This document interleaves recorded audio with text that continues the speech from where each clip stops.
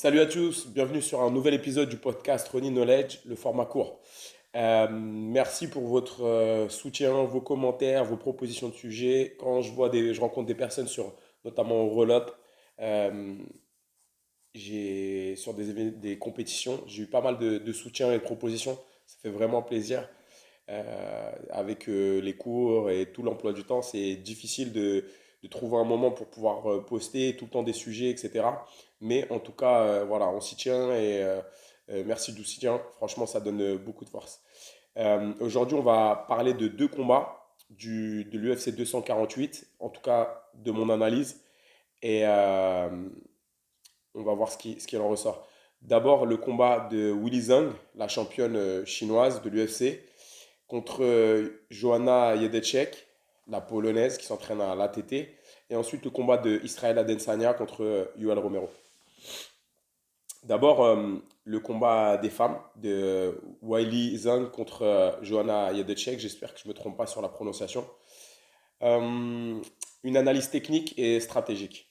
L'analyse technique est qu'il n'y a pas eu beaucoup de longue distance. Donc la longue distance, c'est la distance où on a besoin de plus d'un pas pour toucher son adversaire et beaucoup de feintes. C'était surtout un travail de mi-distance, courte distance et très peu de cadrage. C'était vraiment toute la stratégie était basée sur, en tout cas ce qu'elles ont fait, était basée sur le volume de coups et les contres très courts en courte distance sur deux-trois coups.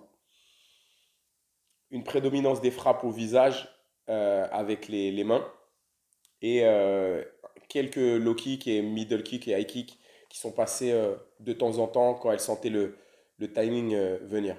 Quelques genoux, quelques phases de clinch. Euh, le nombre de frappes au visage et les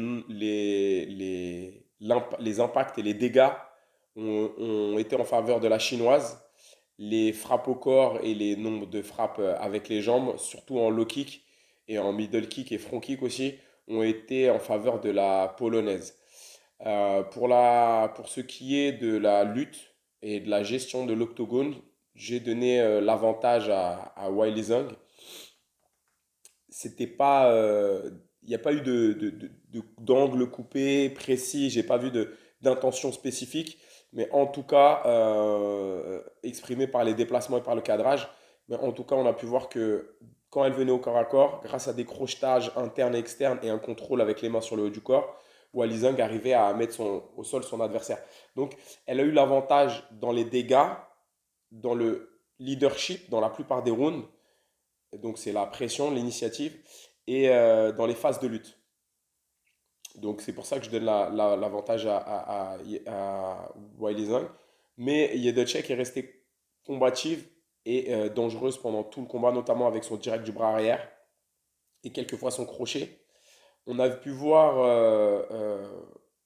quelques belles contre-attaques de Iona Jedrzejczyk et une belle intelligence de combat.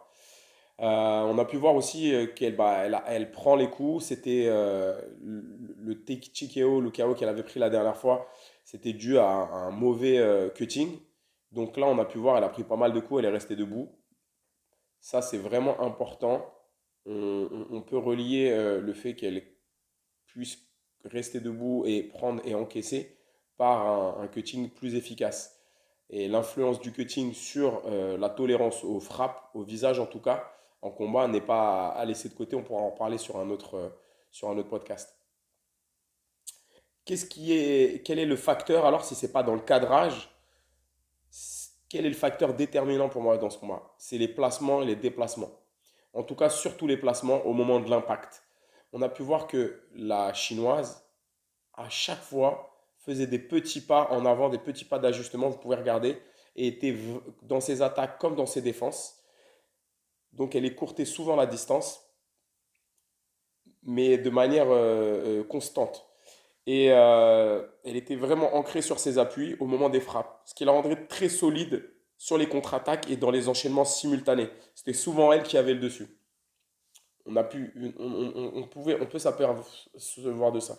Vous pouvez regarder le combat, vous allez voir, c'est vraiment intéressant. J'ai regardé un petit peu sa préparation physique. Elle a travaillé beaucoup de mouvements du tronc en rotation, en contre-rotation avec son entraîneur. Euh, Intéressant, vraiment intéressant de l'école, je crois c'est IP Fit, HP Fit. du préparateur physique Santana, qui est un préparateur physique que j'ai beaucoup suivi à l'époque. Et son coach est de cette école-là, de cette tendance-là. Vraiment intéressant. Je me demande si c'est pas lié. On a pu voir pas mal de sidekick et de coups au visage typiques, non pas mal, quelques-uns, typiques des arts martiaux chinois et qui sont sortis. On a vu que Johanna n'arrivait pas forcément à les voir parce que c'était pas dans ses patterns habituels de frappe. Et un combat intéressant. Maintenant, la critique que je pourrais faire, c'est que les deux protagonistes ont pris beaucoup de coups au visage. Bien sûr, on pourrait dire que c'est le prêt à payer pour être efficace et mettre hors d'atteinte pas hors d'état de nuire, mais hors combat son adversaire, prendre l'avantage, mais c'est un prix vachement élevé puisque on veut être capable de combattre le plus longtemps possible. On a pu parler, pour moi, la qualité d'un combattant, c'est son QI de combat, ce qui est l'une des plus importantes.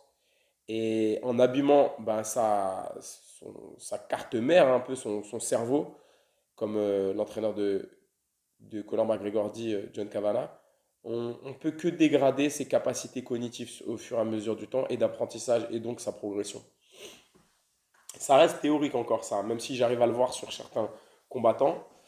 Euh, J'aurais voulu qu'elle prenne plus de frappes, plus de défense, plus de feintes, d'incertitude pour pouvoir trouver des angles et des placements spécifiques pour mettre hors de combat son adversaire. Donc si je pouvais faire une petite prédiction, je pense que le style de striking du MMA va venir de plus en plus sur des feintes et un système de mise en doute de l'adversaire construit pour pouvoir prédire avec méthode le moment où on veut toucher l'adversaire, quand on veut le toucher, à quel moment, pour se prendre le moins de frappes possible au visage.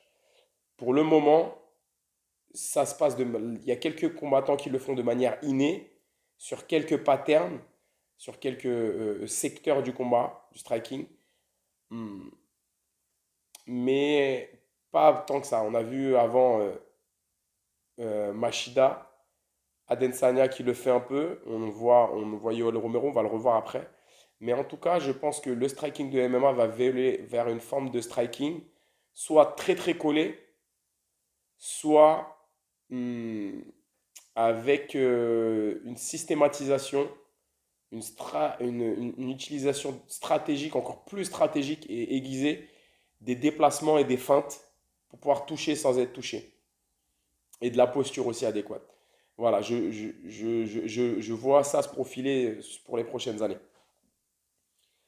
Un très bon combat en tout cas de la part des deux et le niveau des femmes augmente vraiment rapidement avec un striking assez particulier au MMA. Donc vraiment un bon combat et bien sûr on a vu l'hématome de Johanna sur son visage qui était quand même impressionnant. Ça l'a gênée sur le troisième round. Elle est restée combative. Et je pense que quand on est un combattant, on doit avoir, même si on ne veut pas se faire toucher, même si toute notre méthode doit être faite pour faire des dégâts sans en prendre, si on doit être capable de recevoir des dégâts, voilà, j'ai pris des dégâts, je suis blessé, bah, je dois continuer. Je suis abîmé un peu, ma coquille, mon armure est un peu abîmée, je dois quand même continuer pour aller chercher le combat. On doit être capable de laisser ça de côté. C'est ce qu'elle a fait, donc je lui tire mon chapeau vraiment bien. Et belle préparation mentale, en tout cas, elle est restée concentrée pendant tout le combat. Un combat analysé, il y a plein, à mon avis, de facteurs à voir et à apprendre. Euh, Maintenant, le deuxième combat, le main event de la soirée, Israel Adesanya contre Yoel Romero. Un combat vraiment à l'inverse de ce qu'on a vu avant entre Weili Zhang et Joanna Jędrzejczyk. Un combat où Yoel Romero a été plutôt intelligent. Il a attendu, il a contré pas mal, il a intercepté pas mal de fois avec ses crochets Israel Adesanya, qui est un combattant qui a la particularité on dirait qu'il est dans la matrice. Il arrive à voir les coups venir et les anticiper et à lire les lignes de frappe. La stratégie, j'ai vu beaucoup de critiques sur Yoel Romero. Je trouvais que c'était intéressant sa manière de combattre quand même, en striking. il a pris pas mal de low kick, mais il a touché pas mal debout avec des coups conséquents et significatifs qui pouvaient mettre hors de combat. Il a été vraiment menaçant tout le long du combat. Décision unanime, ça m'étonne pas vraiment puisque Israël Adesanya quand même a fait a mené le combat mais c'est pas de beaucoup, pas de beaucoup. Je dirais pas que Yoel Romero n'a rien fait. On voit que le gars il est là, euh, à 42 ans une condition physique hors norme et une intelligence de combat vraiment exceptionnelle. Donc, une victoire de Israël Adesanya par ses low kicks, par sa gestion du combat, mais Yoel Romero est resté vraiment, vraiment euh, euh, percutant et dangereux pendant tout le long du combat.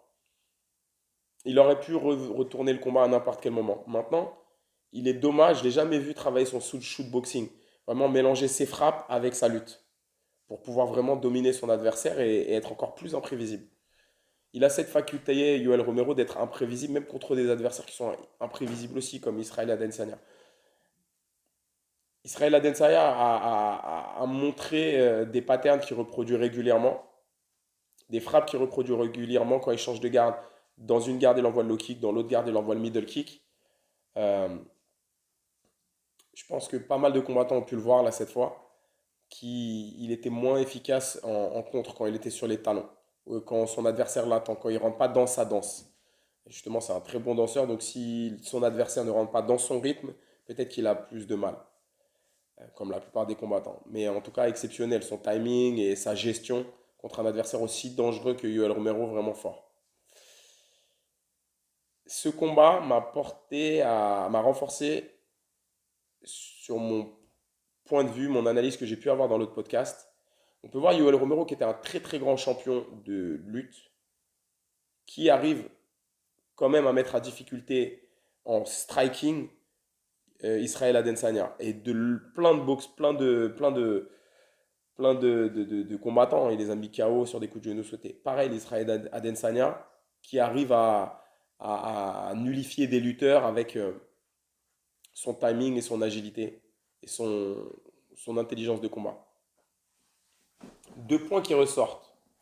C'est pas forcément la maîtrise technique qui est importante. Je pense qu'il y a un niveau minimum, mais le timing fait que et la vision de combat quand Israël Adesanya fait une roue coup de pied et que Yoel Romero passe en dessous et vient contrer en crochet large, ça montre quand même qu'il est vraiment dans le combat, dans le moment présent et qu'il arrive à s'adapter.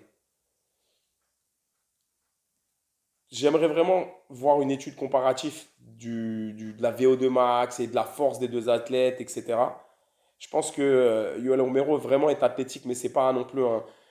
Je suis sûr qu'Israël Adesanya a aussi des choses athlétiques, des mesures athlétiques supérieures à Yoel Romero sur certains aspects. Pourtant, les deux ont montré une vision, une capacité d'évaluer les distances, d'évaluation de la distance, une capacité d'adaptation et une intelligence de combat euh, et aussi une gestion de la pression émotionnelle, une gestion émotionnelle vraiment importante. Pour qu'un lutteur au niveau mondial passe à l'UFC, je pense qu'il n'y a pas que la pratique. Ce qui fait le dénominateur commun, c'est quand même la gestion de la distance, évaluation de la distance, le timing, le coup d'œil, l'intelligence de combat. Intelligence de combat signifie choisir l'action la plus adaptée en fonction du résultat qu'on veut, donc mettre hors de combat l'adversaire, en prenant le moins de coups possible. Voilà. Et en gérant toutes les informations du combat, l'endroit où on est en fonction dans la cage, la vitesse de l'adversaire, l'état de fatigue, mon état de fatigue, tout ce que je perçois. Et voilà, ça serait la gestion de toutes ces données, serait l'intelligence de combat. Euh, Yoel Romero est vraiment impressionnant là-dessus. Pas forcément sur ses qualités physiques, mais sur ses qualités cognitives.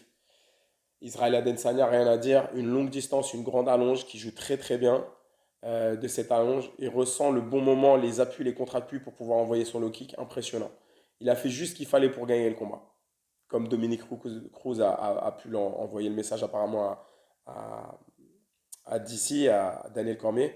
C'est ce qu'il disait. Il disait Yoel Romero fait pas grand-chose, mais Israël Adesanya fait pas beaucoup plus.